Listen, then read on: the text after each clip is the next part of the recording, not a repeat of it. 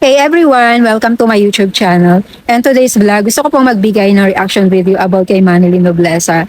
So Manilyn, hindi kita binabash, hindi rin kita inaaway, pero gusto ko lang magbigay ng reaction video about sa'yo.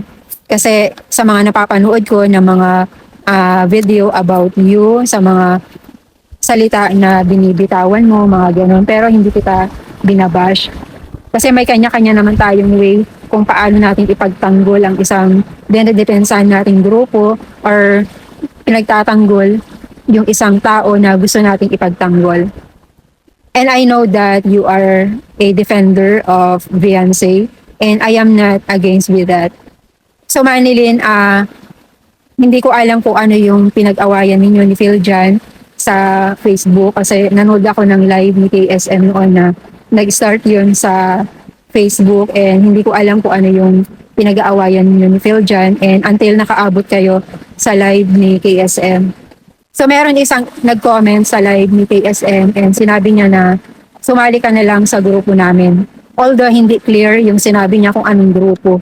So nilinaw ng supporter na yon kung anong grupo yung sinasabi niya na salihan mo. So pakinggan natin itong audio clip na galing sa live ni KSM. So Kalingap Super Mario, pahiram po ng audio clip galing po sa sa live mo. Pakinggan po natin yung binasa ni Kalingap Super Mario about sa comment na isang viewer at pakinggan din po natin yung sagot ni Manilyn Nobleza. Dapat join na lang siya sa Kalingap. Kalingap Marilyn, sabi ni Riri. Hindi po, Team Guapa po ako, Team Guapa. Ayun. So sinabi ng isang viewer ni Kalingap Super Mario na sumali ka na lang sa grupo ng Kalingap. Actually, may sinuggest pa nga na magiging pangalan mo sana if ever na sasali ka sa grupo ng Kalingap. Ang sinuggest niya pa is maging isang Kalingap Marilyn or Kalingap Manilyn. Meron naman tayo talagang karapatan or may choice tayo na pumili kung ano yung gusto natin. So dito guys, hindi naman po natin mapipilit si Manilyn kung ano talaga yung grupo na gusto niyang salihan. Dito sa nag-comment, nag-suggest lang naman siya na kung gusto ni Manilyn na sumali sa grupo ng Kalingap, pero sabi niya is Team Guapa siya. So hindi natin pwedeng questionin si Manilyn kung ano man yung grupo na gusto niyang salihan, kung ano man yung grupo na gusto niyang depensahan or ipagtanggol. Kasi choice niya yon. Meron tayong freedom to choose. Meron tayong kalayaang pumili kung ano yung gusto nating piliin. Kung choice niya na sumali sa Team Guapa, wala tayong magagawa kundi i-respect natin yung kanyang desisyon. Alam ko Manilyn Nobleza na lahat naman tayo may karapatan na gumawa ng YouTube channel, di ba? Wala namang nagbabawal sa atin na gumawa ng YouTube channel. Lahat tayo is free na gumawa ng channel. And free din tayo na pumili ko anumang choice natin na content na ilagay sa ating YouTube channel. And kung gusto nating maging reactor, pwede naman. Kung gusto nating maging defender, okay naman. At okay lang din kung anong grupo yung pipiliin natin. Alam ko Manilyn na defender ka ni Beyonce and I am not against with that. Kasi isa rin ako sa gumawa ng videos na kung saan is nag-a-advise ako kay Beyonce and at the same time kay Nanay Hansel. Bilang supporter ng Kalingap, concerned din ako kay Beyonce. Kasi si Beyonce is bata pa, mahaba pa yung journey niya sa buhay. Mahaba pa yung tatahakin niya sa buhay. Kaya gumawa ako ng video na ina-advisean ko siya na sana mapansin niya na hopefully one day tatayo siya sa pagkakadapa niya at bumalik sa Kalingap. It doesn't mean na maging Kalingap Angel ulit, but para humingi ng tawad kina Kuya Val kung ano man yung pagkakamali niya. Alam ko na hindi lang siya yung nagkamali or nagkaroon ng pagkakasala kina Kuya Val.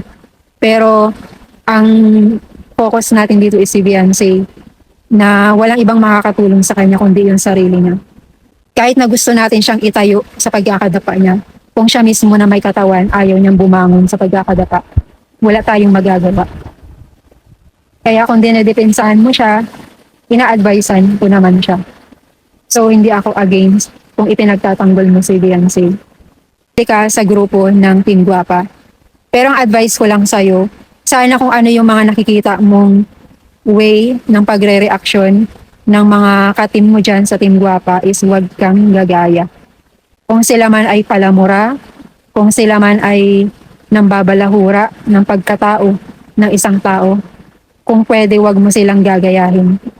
Wala namang masama na maging defender ka or maging reactor ka. Basta ang gagawin mo lang is wag mong tutularan yung mga nakikita mo kung paano sila mag-react. Kasi may isip ka. Kung nakikita mong mali yung way nila ng pagre-reaksyon, na meron silang damdamin na nasasaktan, meron silang tao na sa tingin mo is below the belt na yung mga sinasabi, huwag kang gagaya sa kanila. Hindi masama na maging defender, hindi masama na maging reactor, hindi masama na pumuna ng pagkakamali ng isang tao, pero dapat in a nice way. So gusto ko rin iparinig sa inyo guys yung sinabi ni Manny Nobleza sa live ni Kalingap Super Mario. So pakinggan po natin yung audio clip. So Kalingap Super Mario, hiramin ko muna yung kaunting audio clip galing sa iyong live. So pakinggan po natin siya guys. Diba, tanggalin mo na yan si ito si Bupit, walang kwenta talaga yan.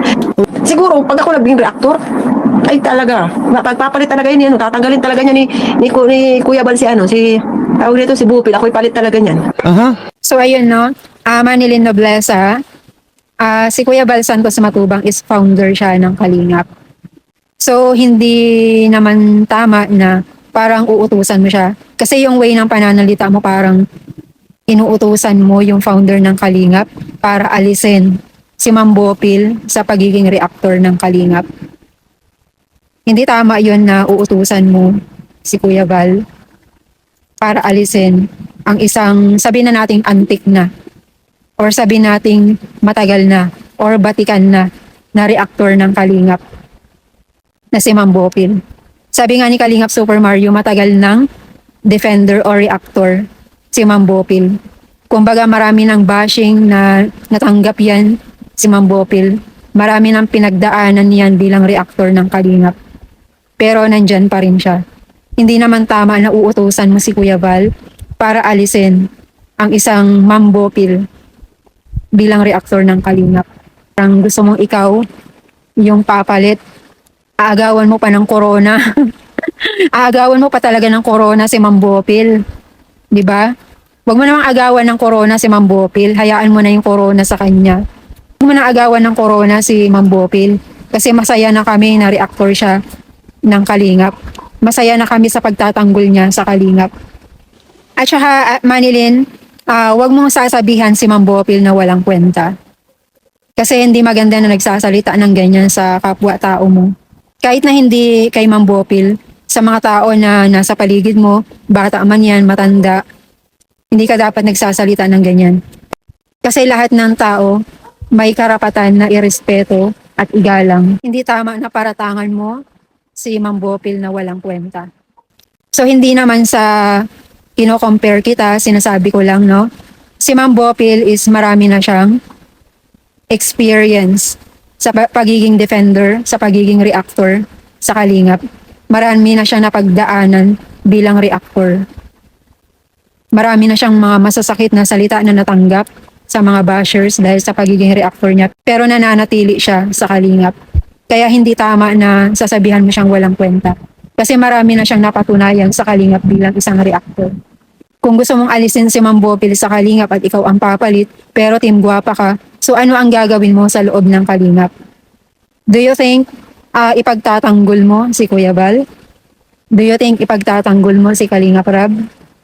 Do you think ipagtatanggol mo ang Kalingap?